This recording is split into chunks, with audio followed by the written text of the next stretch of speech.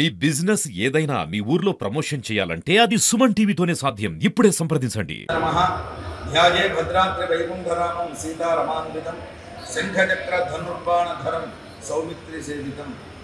భద్రాద్రి శ్రీ సీతారామచంద్ర స్వామి వారి దేవస్థానంలో ఈరోజు దేవస్థానం కార్యనిర్వహణాధికారి వారు, అదేవిధంగా అర్చక స్వాములు, సిబ్బంది అంతా కలిసి భద్రాద్రి రామచంద్ర మహాప్రభు వారికి చెందినటువంటి భూములు కలిగినటువంటి పురుషోత్తపట్నం గ్రామంలో స్వామివారి భూముల్లోకి వెళ్ళడం జరిగింది.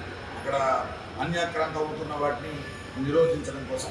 అయితే మీరు వెళ్ళిన సమయంలో అక్కడ గ్రామస్తులు ఈ సిబ్బందిపై, ఆలయ సిబ్బందిపై, కార్యనిర్వహణాధికారి వారిపై మీరందరిపై దాడి చేయడం జరిగింది అని తెలిసింది. ఇది చాలా దురదృష్టకరమైనటువంటి ఘటన. ఇటువంటి సంఘటన మళ్ళీ పునరావృతం కాకూడదు అని కోరుకుంటున్నాం. ఈ సంఘటన పూర్తిగా భద్రాద్రి శ్రీ సీతారామ అర్చక సంఘం తరఫున ఖండిస్తున్నాం. జై శ్రీరామ్. జై శ్రీరామ్. జై శ్రీరామ్.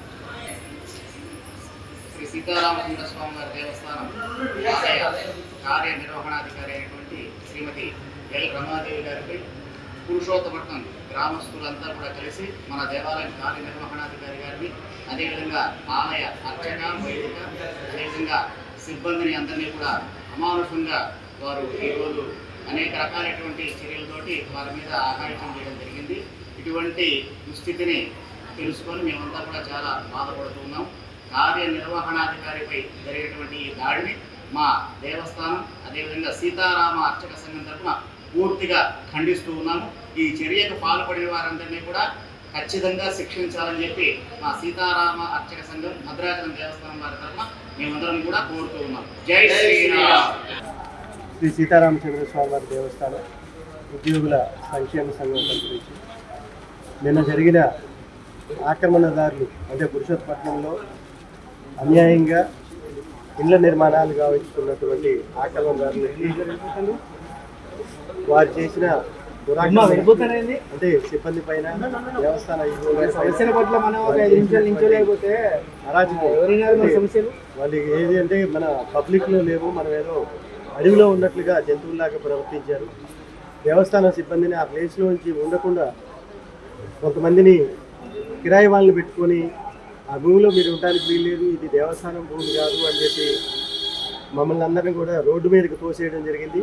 ఆ క్రమంలో మా దేవస్థానం సిబ్బంది అందరికీ దెబ్బలు తగిలి, ఈవో గారు కూడా ఆ ఒత్తిడికి లోనైనారు.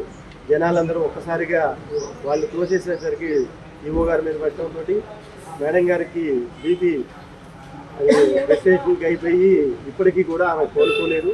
ఇప్పుడు ప్రస్తుతానికి హైదరాబాదు వారి బ్రదర్ వాళ్ళ ఆసుపత్రిలో జాయిన్ అయ్యారు.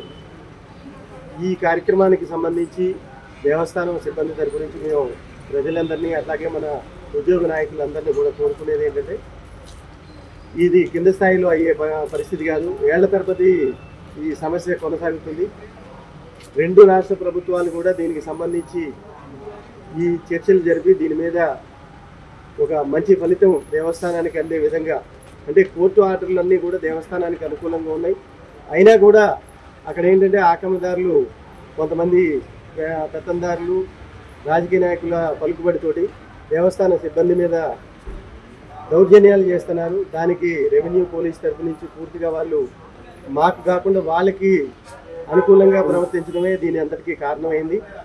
దీన్ని దేవస్థానం సిబ్బంది తరఫు నుంచి, అట్లాగే టీఎన్జిఓస్ సిబ్బంది యూనియన్ల తరఫు నుంచి కూడా ఖండించుతూ, మాకు ఈ సందర్భంగా అన్ని వర్గాల నుంచి కూడా gazetted officers, non gazetted officers, రాష్ట్రం రెండు వైపులా కూడా ఈ కార్యక్రమం, ఈ దౌర్జన్యాన్ని ఖండించారు.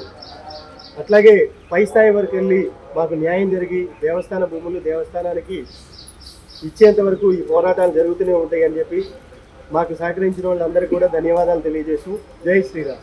స్థానికంగా ఉన్న భక్తులకు, స్వచ్ఛంద సేవకులకు, జిల్లా అధికారులకు, జిల్లా ప్రతినిధులకు, స్థానిక ప్రజాప్రతినిధులకు, ఎమ్మెల్యేలకు, ఎంపీలకు, రెండు తెలుగు రాష్ట్రాల ముఖ్యమంత్రుల వారికి మా దేవస్థానం తరఫున ప్రత్యేక విజ్ఞప్తి. ఇటువంటి భూమి సమస్యను, దేవస్థానం చెందిన భూమి సమస్యను వెంటనే సత్వరం శాశ్వత ప్రాతిపదికన పరిష్కరించవలసిందిగా మా దేవస్థాన టీఎన్జిఓ తరఫున, మా తరఫున ప్రత్యేకంగా విజ్ఞప్తి చేస్తున్నాం. ఈ విషయంలో వెంటనే స్పందించుకుంటే రేపొద్దున్న వచ్చే సమస్యలకు కానీ వాటికి కానీ పూర్తి బాధ్యత స్పందించిన వారికే వారి విజ్ఞతగా వదిలేస్తున్నాం. మేమేమీ చేయలేని స్థితిలో ఉన్నాము. దయచేసి మా యొక్క పరిస్థితిని అర్థం చేసుకుని మాకు 2 రాష్ట్ర ప్రభుత్వాలు ప్రత్యేక రక్షణ కల్పించి మా భూముల్ని కాపాడి దేవస్థానానికి అప్పగించవలసిందిగా మీ అందరి తరపున కోరుతున్నాం.